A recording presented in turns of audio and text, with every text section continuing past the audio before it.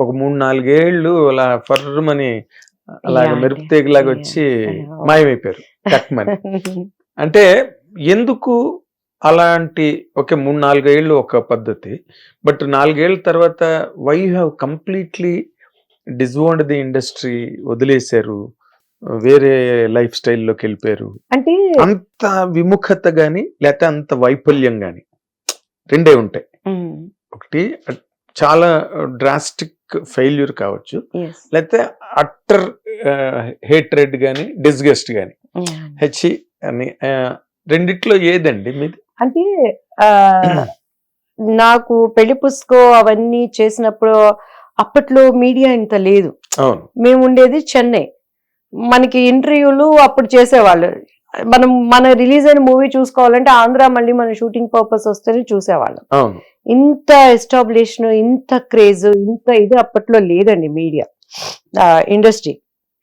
Work to work అప్పట్లో ఏముందండి character చెప్పేవాళ్ళు, మమ్మీ వాళ్ళు మాట్లాడేవారు, ఒప్పుకునేవాళ్ళం. అయితే పెద్ద పెద్ద సినిమాలు మంచి మంచివి చాలా వరకు నాకు మిస్ అయిపోయినది కొద్దిగా నాకు డిసప్పాయింట్ అనిపించేది. ఎందుకు మిస్ అవుతుందో నాకు తెలుసు. ఎందుకు? ఎందుకనంటే కాంప్రమైజ్ లేక. ఇవాళ ఇప్పుడు డైరెక్టర్‌దో, డామినేషన్ హీరోదో ఓకే. ఉంటది. పైగా ఏంటంటే ఒకళ్ళు సరదాగా ఉన్నారంటే అందరూ కూడా కెమెరామాన్ దగ్గర నుంచి అందరూ ఒక సన్నిహితంగా ఉండాలని ప్రయత్నం చేసేవాళ్ళు. సో నేను ఎంతవరకు అంటే అంతవరకు మనం ఉండటము, ఆ అవకాశాలు ఎందుకు పోతున్నాయి అనేది నాకు అర్థమైంది. అర్థమైంది. అంటే కొంచెం మెచ్యూరిటీ వచ్చింది. మెచ్యూరిటీ వచ్చింది ఎందుకు పోతున్నాయి అని తెలిసి వాళ్ళు చేసినప్పుడు అరే నేను చేయలేకపోయానే అని అనిపించేది కానీ పెద్దగా బాధపడేదాన్ని కాదు. అటువంటి టైంలో నేను కన్నడ మూవీ ముత్తినంత హెండితి అని జరగటం, సో అక్కడ షూటింగ్ మాలశ్రీ నేను సాయి కుమార్ చేశామండి. సో ఆ టైంలో అనుకోకుండా ఇక మ్యారేజ్ మా వారితో లవ్ మ్యారేజ్ అండి మీది? Almost love marriage. Okay. Okay. అంటే ఆయన కూడా ఇండస్ట్రీలో మనిషేనా? లేదండి ఈజ్ కాఫీ ప్లాంటర్. అక్కడ ఓకే. ఎస్టేట్ లోనే మాకు షూటింగ్ జరిగింది. ఓహో! సో అక్కడే ఇష్టపడటం, కొంచెం గొడవలు అన్నీ జరిగినాయి. అంటే గొడవలంటే ఏంటి? అంటే మమ్మీకి క్యాస్టా? క్యాస్ట్ స్టేటెడ్ చేంజ్ కదా అప్పట్లో. State change. 27 ఇప్పుడంటే కంట్రీస్ చేంజ్ అయిపోయి వెళ్ళిపోతున్నారు కదా. 27 ఇయర్స్ బ్యాక్. పైగా మమ్మీ వాళ్ళేమో ఇంకా వర్క్ చేయించాలి, తను ఇంకా మంచి హీరోయిన్ అవ్వాలి అని చెప్పని ఆశ ఇంకా కరెక్ట్ గా పడి ఉంటే ఇంకా అని అంటే 22 చిన్న ఏజ్ కదా అని. సో నాకు కూడా ఇక ఐ డోంట్ నో అప్పట్లో. ఇప్పుడైతే చాలా బాధపడుతున్నారు. అరే ఎంత మంచి భవిష్యత్తుని పోగొట్టుకున్నాను నేను, ఇంకొంచెం రోజులు నేను వర్క్ చేసి ఉంటే బాగుండేదని ఇప్పుడు దాని వాల్యూ తెలుస్తుంది. ఇప్పుడు దాని value. మరి మీ మదర్ కి మీకు గట్టిగా డిషన్ ఫైటింగ్ అయిందా? బాగా ఇప్పటికీ కూడా బాధపడతారు అమ్మ. ఎస్పెషల్లీ బయటికి వెళ్ళినప్పుడు ఫ్యాన్స్ గాని మనం అంటే ఇష్టం ఉన్న ప్రతి ఒక్కళ్ళు కూడా. నిన్న కూడా ఫంక్షన్ లో అసలు ఎంత మంది అంటే ఇప్పుడు దానికన్నా కూడా పాలిటిక్స్ గురించి ఎక్కువ. ఒక 70+ ఉంటే ఒక పెద్ద ఆయన వచ్చి 10 నిమిషాలు చెప్తూనే ఉన్నారు. అసలు మీరు వేసే కౌంటర్స్ కానీ మీ ప్రెస్ మీట్ అంటే ఎంత సున్నితంగా పాయింట్ టు పాయింట్ ఇమ్మాయి ఇలా చెప్పగలుగుతుంది ఇలా అనుకునేవాళ్ళు అమ్మ అని చెప్పని.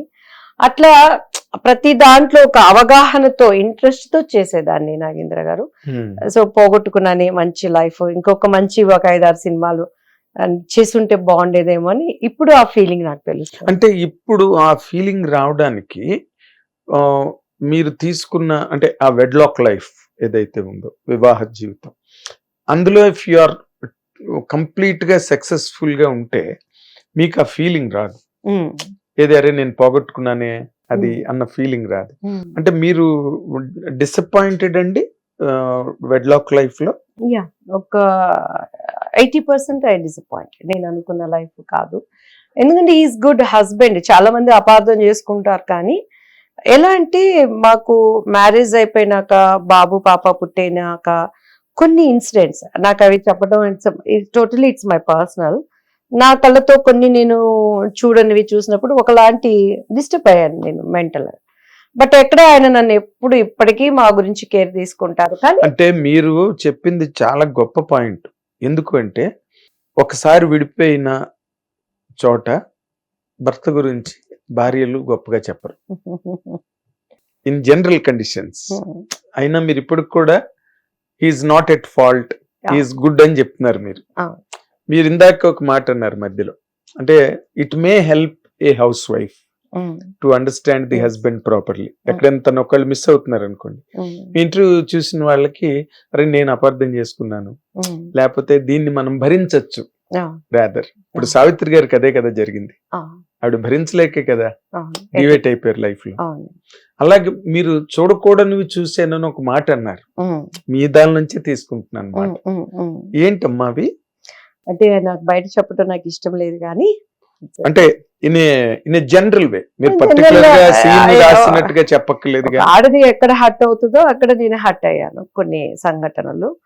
అంటే he had relations with some maybe అంటే వాళ్ళు పాలిటిక్స్ కానీ ఎస్టేట్స్ కానీ ఇట్స్ క్వైట్ కామన్. అయితే ఎక్కడో మొత్తానికి ఒక డిస్టర్బ్ అయిపోయింది, నాకు నచ్చలేదు అని. తను చాలా సున్నితుడు, తను కూడాను ఈజ్ వెరీ క్వైట్ పర్సన్ అండి. సో చాలా సార్లు డిస్కషన్స్ అవి జరిగింది. రైట్, నాకు ఇలా నచ్చట్లేదు అని. పిల్లల్ని చాలా కేర్ తీసుకుంటారు, స్టిల్ ఇప్పటికీ కూడా మా గురించి కేర్ తీసుకుంటాడు. ఎక్కడ మా గురించి ఎక్కడ తను ఎలా అంటే ఒక హర్టింగ్ గా మాట్లాడటం, నువ్వు ఇలా చేయొద్దు అలా చేయొద్దని. అసలు ఇప్పటికి రిలేషన్ అంటే in the relation in the sense మాట్లాడుకోవడం, స్పీకింగ్ టర్మ్స్ మాట్లాడేవాళ్ళు. ఇప్పుడు పాస్ట్ ఒక 1.5 years 2 years గా అది కూడా లేదండి. 1 year నుంచి లేదు. పిల్లలు పెద్దవాళ్ళు అయిపోయారు, తన లైఫ్ తంది, నా లైఫ్ నాది. అంటే తను వేరే మ్యారేజ్ చేసుకున్నారమ్మా? మ్యారేజ్ అయింది. అండ్ ఇంకొకటి ఏంటంటే బట్ నాకు బ్యాక్ బోన్ గా అన్ని సజెషన్స్ ఇస్తారు. నేను కూడా ఇక పిల్లల గురించి, ఎందుకంటే ఈ ప్రపంచంలో ఎలా అంటే మనం ఇలా ఉంటేనే నా బిడ్డలకు అన్ని విధాలా నేను ఉండగలను అని. సో ఇంతవరకు ఎక్కడ ఇంటర్వ్యూస్ లో కానీ వీటిల్లో కానీ నేను బయట ఎక్కడ నేను అసలు దాని గురించి తెచ్చేదాన్ని కదా. ఎప్పుడు మాకు స్కూల్ ఫంక్షన్స్ అన్నవి ఏమన్నా ఆయన వస్తారు, అటెండ్ అవుతారు. పిల్లల ఫంక్షన్స్ స్టిల్ ఇప్పటికీ రోజుకి మా బాబు అక్కడ ఫ్లైట్ ఎక్కాడంటే మగనే ఫ్లైట్ అత్తిదియా అని ఒక ఫోన్, ల్యాండ్ ఏంటంటే మగనే మా ఇడిదిది అని. అదే డాడీకి ఎట్లా మమ్మీ అసలు ఇక్కడ కాలేజీకి ఇలా బయలుదేరుతాడండి, అక్కడ బైక్ బ్రేక్ వేసి స్టాండ్ వేయగానే మగనే జాగ్రత్త ఇడిదిది అని అంటారు. ఈవెన్ దో మా ఆడపడుచులందరూ కూడాను చాలా ప్రేమ వాళ్ళకి. నేనంటే దివ్య ఒళ్ళ ఉడిగి అని అంటారు. ఏంటి అసలు మీరు చెప్తుంటే నాకు చాలా విచిత్రంగా ఉంది నిజంగా. ఇప్పుడు కూడా రేపు మా బాబు న్యూ ఇయర్ కి ఇక్కడ ఉంటాడు, సెకండ్ వాళ్ళ డాడీ దగ్గరికి వెళ్తున్నారు. చాలా బాగా చూసుకుంటారు. ఎంత అంటే ఇంకా దట్ ఈస్ లవ్ బాండ్. మీరు అక్కడెక్కడ అరే ఇతను ఇంత మంచి అతను కదా, ఎక్కడో ఒక్కడ పొరపాటు జరిగి ఉంటుంది అని ఆయన అర్థం చేసుకోవడానికి ట్రై చేయలేదండి మీరు? అంటే అర్థం చేసుకోవటానికి చేసుకున్నా కూడా ఇక ఉపయోగం లేదు అక్కడ. సో ఏంటంటే నేను ఒక టైపు సిస్టమ్ లో ఉన్న మైండ్ సెట్ నాది అండి. చాలా నేను ఎట్లా అంటే నమ్ముతాను, ఎలా అంటే మనుషులని పరిపూర్ణంగా నమ్మటమే తెలుసు, నాకు అనుమానించడం నాకు ఇంతవరకు తెలియదు. స్టిల్ ఇప్పుడు కూడా బేసిక్ మా జీవితంలో ఒక మా ఫ్రెండ్స్ ఫ్యామిలీ అని చెప్పని చాలా నమ్మాం. ఎంత అంటే లైక్ మనకి వ్యాపారాల్లో కానీ, నాకు ఒక గైడెన్స్ ఇవ్వటంలో కానీ, వెళ్ళటంలో కానీ. ఒక చిన్న రియల్ ఎస్టేట్ విషయంలో నేను చాలా కుండబద్దలు కొట్టడమే. మన పేరు ఏదున్నా కూడా పటపట్ ధనాదన్. నాకు అబద్ధాలు మసాలాలు ఇది కాదండి అది అని రాదండి. ఇప్పుడు కూడా తిరుపతి నుంచి కొంత పెద్ద వాళ్ళు ఫోన్ చేసి దివ్యవాణి గారు ఇప్పుడైనా కొంచెం లక్ నేర్చుకోండి అని అన్నారు. తప్పకుండానండి, ప్రయత్నం చేస్తానండి అని నేర్చుకోవడానికి. ఐ ప్రాక్టీస్ మై సెల్ఫ్ అండి. ఎందుకంటే నాకు మనసు అట్లా ఒప్పుకోదు నాగేంద్ర గారు, లేకపోయినా పర్వాలేదు కానీ అట్లా నాకు రాదు. ప్రాక్టీస్ చేసినా కూడా మళ్ళీ ఉండలేను నేను. అది అడిగే వరకు మళ్ళీ మనసులో తెలుసు, నిద్రలేసినా కూడా అడుగు అని చెప్పండి. అలా ఒక మంచి పర్సన్ అని మనం అలో చేసాం. అంతా బాగా బిజినెస్ డీలు మొత్తం చెప్పావు, అంతా అయిపోయింది. వాళ్ళ ముందేమో మెహర్బానీ కోసము అసలు మేడం గారు అని అంటే ఆమె కోసం మేము లైక్ ఎట్లా నిస్వార్థంగా మేము చేస్తున్నాము అని చెప్పని అన్నారు. నేను కూడా చాలా సంతోషపడ్డాను.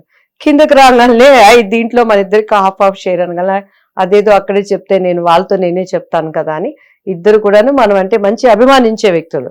ఇమీడియట్ గా నేను ఇంత ఒక హై బల్క్ అమౌంట్ చెప్పగానే సరే అన్నారు. యువతలో మన వ్యక్తుల్ని ప్రాణంగా మనకి ఒక వెల్ విషర్ గా మొత్తం నమ్మి అప్పు చెప్పినప్పుడు ఏం చేస్తాము, డౌట్ అనేది మనకు రాదు, వెళ్ళిపోతుంది ముందుకెళ్ళగా తీరా ఎక్స్ట్రా దాని మీద అఫ్ కోర్స్ నువ్వు కష్టం పడు ఏం పడు, నా దగ్గర చెప్పుంటే సంతోషంగా ఇంతకంటే 10 రెట్లు ఇవ్వండి అని చెప్పనేదాన్ని. ఆ ఒక్క అవతల పర్సన్ కి చెప్పకుండా మేడంకి తెలియనివ్వద్దు నాకు ఇంత అని చెప్పని మళ్ళీ చేసరికి అది ఎట్లా మనసుగా హట్ అవుతుంది అంటే అది అడిగే వరకు వాళ్ళిద్దరిలో కూడా ఒకతను దాచిపెట్టే వ్యక్తి, ఇతను కొంచెం మనకి నీతి నియమాలతో చెప్పినప్పుడు మనం ఇక్కడ ఆ సిచ్యువేషన్ హ్యాండిల్ చేయగలుగుతున్నాం. వీళ్ళిద్దరిలాగే తిని కూడా అయిపోతే ఆ బిజినెస్ డీల్లో మాలాంటి ఆడవాళ్ళ పరిస్థితి ఏంటండి? చాలా కష్టం. ఆడవాళ్ళని కదా, ఎవరికైనా కష్టం అండి. ఎందుకు అంతా కక్కుర్తి, అంత అబద్ధాలు ఎందుకు? ఒక మనిషి జీవితం చిన్న జీవితం. ఒక వ్యక్తి నేను నమ్మాను అన్నప్పుడు, ఆ నమ్మకానికి నమ్మక ద్రోహం చేసినప్పుడు దానికన్నా 1000 కత్తులు పెట్టి పొడి చేయటం బెటర్ అండి. నేను అంత మనకి బాధ అనిపిస్తుంది. అలానే వైఫ్ అండ్ హస్బెండ్ జీవితంలో కూడా అమాయకంగా మనకున్న కెరీర్ మొత్తం వదిలిపెట్టేసాం మనం. అవును. మనకున్న బంగారు భవిష్యత్తుని పీక్ లో ఉన్నప్పుడు వదిలిపెట్టి అమాయకంగా నీ చేయి పట్టుకున్నప్పుడు అక్కడ ఎంత గాయం నాకు తగలపోతే, ఎంత ప్రొటెక్టివ్ గా చూసుకోవాలి, ఎంత పెయిన్ అనిపించకపోతే, ఎందుకు అమెరికా లెవెల్లో మన ఇండియా అవ్వకూడదని, మన సంప్రదాయాలకి, మన సంస్కృతికి, మన కట్టుబాట్లకి, మన బిడ్డలకి రేపు మనం మోరల్ గా ఉండాలి అనే ఒక దృక్పథంతో ఒక ఆడదానిగా మనకున్న వాటి అన్నిటిని మనం బంధనం చేసుకొని తీసుకెళ్తున్నప్పుడు నిజంగా ఈరోజు నా బిడ్డ, నా బాబు, పాపని చూస్తే రియల్లీ ఇప్పుడు మీకు చెప్పాను కదండి, కించిత్ గర్వం అనిపిస్తుంది. యుఎస్ఏ నుంచి రాగానే ఏం చేస్తారండి నా వయసు కొడుకులు జనరల్ గా పబ్లిక్ వెళ్ళిపోతారు, సినిమాల దగ్గరికి వెళ్ళిపోతారు. నిజంగా ఇప్పటికీ కోడి పెట్టలాగా మమ్మీ ఎక్కడంటే అక్కడ రావటం. ఇప్పుడు కూడా మిమ్మల్ని కారులో పట్టుకొచ్చింది తనే కదా. అండ్ ఈ నా ఒక బిజినెస్ డీల్ లో అనుకోకుండా మా ఇంట్లో ఒక సంఘటన జరిగింది నాగేంద్ర గారు. రియల్గా నా బాబు వాల్యూ ఏంటని నాకు ఇంకా తెలిసింది. ఎంత అంటే తన ఓర్పు, తన సహనం, నిజంగా నాకు నా బాబు నాకు నా తండ్రేమో అనిపించింది. రియల్ గా దాంట్లో ఐఎమ్ గుడ్ లక్కీ వైఫ్. తను లాంటి వ్యక్తిత్వం కలిగిన వ్యక్తిని. నన్ను చాలా మంది సుజాత గారి ఇంటర్వ్యూ చూశానండి నేను. ఒకసారి ఆమె జీవిత చరిత్ర నేను చూసినప్పుడు నాన్నగారు మూవీ చేసాము ఆంటీ మేము. ఆ నాన్నగారు మూవీలో కూడా ఎంత పార్షాలిటీ అంటే మీరు సాంగ్స్ చూస్తే అర్థమయ్యేది అనమాట. నాకు గుర్తుంది.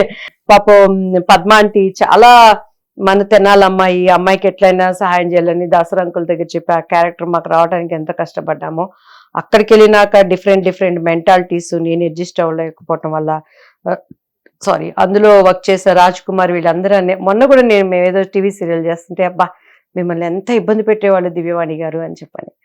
సో అవన్నీ కనపడకుండా మా మీద ఏదో ఒక నింద చూపించడానికి మార్నింగ్ నాకు 9 o'clock మీకు కార్ వస్తుందని చెప్పని 7 o'clock రెడీ అని చెప్పని, అంటే వాళ్ళంతా అక్కడ ఇబ్బంది ఏదో ఒక విధంగా వాళ్ళకి అనుకున్న విధంగా నేను ఉండలేదండి, అనుకూలంగా లేనని ఏదో ఒక విధంగా ఒక బ్యాడ్ సృష్టించడానికి. ఆ సాంగ్స్ లో కూడా వేరియేషన్ డ్రెస్సులో, కానీ నా టాలెంట్ నన్ను బ్రతికించిందండి ఎక్కడ ఉన్నా కూడా. ఐదర్ అది పాలిటిక్స్ కానీ ఇంకొకటి కానీ. చాలా మంది ఏంటంటే మగవాళ్ళు, ఆ సుజాత ఆంటీది నేను ఇంటర్వ్యూ చూశానండి. ఏమీ చేయలేని మగవాళ్ళు ఫస్ట్ ఆఫ్ ఆల్ ఒక ఆడదాని మీద చేసేది ఏంటంటే క్యారెక్టర్ అసోసియేషన్. థ్యాంక్ గాడ్ వీళ్ళ డాడీ దగ్గర నాకు ఎప్పుడు మా దివ్య ఎక్కడున్నా బెంకి అంటాడు, అంటే నిప్పు. నీ మమ్మీ వెళ్ళిద్దరుని బెంకి కణం అంటాడు మా పిల్లలతో. మీ మమ్మీ ఎక్కడున్నా కూడా నిప్పు లాంటి మనిషి అని. నేను ఎన్ని షూటింగ్స్కి వెళ్ళేదాన్ని, ఒంటరి ప్రయాణాలు ఎంత చేసేదాన్ని, నా స్పిరిచువల్ లైఫ్లో కానీ ఏ రోజు నన్ను ఒక్క మాట అనుమానించినట్లు ఆయన మాట్లాడారు. కానీ చాలా మంది జీవితాల్లో నేను చూస్తున్నప్పుడండి, ఇంక్లూడింగ్ సుజాత ఆంటీది కూడాను, ఆమె ఎన్ని సినిమాలు చూడండి నాగేంద్ర గారు, ఆమె ముఖంలో తెలియని ఒక పేలతనం ఉంటుంది, తెలియని ఒక డల్నెస్ ఉంటుంది, సాడ్నెస్ ఉంటుంది. ఆ నవ్వులో కూడా పాపం షీస్ గుడ్ ఆర్టిస్ట్, చాలా అందంగా ఉంటారు. ఎందుకు నేను ఆంటీ ఇట్లా ఉన్నారు అని చెప్పని నేను చాలా సార్లు, వాళ్ళ అమ్మాయి పేరు కూడా దివ్యానే, నాన్నగారు చేసాం, తర్వాత ఇంకో మూవీ కూడా చేసామండి ఆంటీతో నేను. సో అలా టైంలో నేను ఆమె గురించి తర్వాత ఆమె చరిత్ర నేను చదువుతుంటే, మొన్న నేను ఎక్కడో ఈ సోషల్ మీడియాలో వచ్చిన దాంట్లో హస్బెండ్ ఆమెని మాటలతో ఎంత హింసించేవాడిని, అది తెలియకుండా ఇంపాక్ట్ హృదయంలో పడినప్పుడు మన ఫేస్ దానికి రియాక్ట్ అవుతుంది. అవును, ఆవిడ ఎప్పుడు కలివిడిగా ఉండేది కాదు, కలివిడిగా ఏదో పోగొట్టుకున్నట్టే ఉండేవారు. అందుకని వైఫ్ అండ్ హస్బెండ్ కలిసి ప్రయాణం చేయాలని వెళ్తాం. అఫ్ కోర్స్ విడిపోయినాక కూడా అవతల వాళ్ళ జీవితాలలో, యువత వాళ్ళ జీవితాలతో ఇంకొకళ్ళ వ్యక్తులు మనకి తారసపడతారు. నీకు సామర్థ్యం ఉంటేనే వాళ్ళు చేయి పట్టుకో, నటించకూడదు. మెయిల్ ఏంటంటే ఎప్పుడు కూడానండి, స్త్రీ ఎదుగుదలని కొంతమంది ప్రోత్సహించే వాళ్ళు ఒక 10% ఉంటే 90% ఈగో ప్రాబ్లంతో ఉండేవాళ్ళు. ఆ ఈగో ప్రాబ్లంతోనే ఇప్పుడు నేనున్నాను నాగేంద్ర గారు, చంద్రబాబు గారి దగ్గరికి వెళ్తాను, నేను కూడా అందరిలాగానే ఆయన అంటే నాకు చాలా ఎలా అంటే ఇంకా బాబు గారు అంటే అలా చూస్తానంట. ఆయన దేవుడు. ఈ వయసులో కూడా ఆయన చేసే పని తత్వం నిజంగా నేను చంద్రబాబు నాయుడు గారని అంబికా కృష్ణ గారు చెప్పిన వెంటనే నా ఫ్రెండ్ నీలిమ అని ఒక అమ్మాయి ఉండేది, తను కూడా ఎన్టీవీకి చేసింది, now she's in Dubai. Neelima చెప్పింది, అక్క మీరు అంబికా కృష్ణ గారు మీ నంబర్ అడిగారు అక్క, నేను ఇస్తున్నాను, మాట్లాడతారంటే మీతో అంటే. వీళ్ళిద్దరు అసలు నేను పాలిటిక్స్ అరంగేట్రం చేయడానికి కారణం అంబికా కృష్ణ గారు అన్నారు, ఆయనకి నేను ఎప్పుడు ఇంటి పిల్లలాగండి. ఎందుకంటే అంబికా కృష్ణ గారు అనంటే ఒక మంచి ఆయన అన్నిట్లో కూడా యాక్టివ్ ఉన్న పర్సన్, అంటే ఒక స్టాండర్డ్ ఉన్న మనిషి బిజినెస్ లో గానీ ఫిల్మ్ ఇండస్ట్రీలో గానీ వాళ్ళ ట్రెడిషన్స్ వాళ్ళ కుటుంబంలో అందరూ రామాంజనేయులు గారు కూడాను ప్రతి చిన్న శుభకార్యం ఇంట్లో బిడ్డలాగా నన్ను ఆదరిస్తారు అమ్మ అందరూ. ఈ ఏలూరు వాళ్ళ ఇంటికి వెళ్ళాలంటే డైరెక్ట్ బెడ్రూమ్ లో అమ్మ మేమందరం కూర్చొని అక్కడ కబుర్లు చెప్పేంత సన్నిహిత వాళ్ళతో. అమ్మ కూడా ఎంత ప్రేమగా పలకరిస్తారంటేనండి, అంత పెద్దవాడైనా కూడాను ఒక అలాంటి ఒక, ఎందుకంటే వాళ్ళు ఫస్ట్ నేను యాడ్ చేశాను భగవంతునికి భక్తునికి. అప్పుడు వాళ్ళ అబ్బాయికి మ్యారేజ్ అయింది రామాంజనేయులు గారికి, నేను అందులో లక్ష్మీదేవి అనమాట. అసలు ఎంత బాగుంటానంటే నాగేంద్ర గారు, నాకు గుర్తుందమ్మా, అసలు శ్రీదేవి అనే వాళ్ళందరూ ఆ మేకప్ కళ్ళు చేయటం, ఆ లక్ష్మీదేవి డ్రెస్ లో మా అమ్మగారు అసలు ఏం మురుసుకునే వాళ్ళు నన్ను చూసుకొని. నిజంగా ఆ డేస్ మళ్ళీ రావు. అట్లా నేను ఆ ఒక డిసిప్లిన్ లైఫ్ లో మనం అలవాటయ్యి సడన్ గా ఒక ఆడపిల్ల ఎదుగుదల అనేది చాలా మంది మగవాళ్ళు తట్టుకోలేరు దాన్ని. మీ హస్బెండ్ కి అట్లా ఫీలింగ్స్ ఉండేవని? థ్యాంక్ గాడ్ అండి, ఆయనకి అస్సలు. నేను అందుకే చెప్తాను, నా ఫ్రెండ్స్ చూసిన వాళ్ళని కానీ వాళ్ళు పడే బాధలు కానీ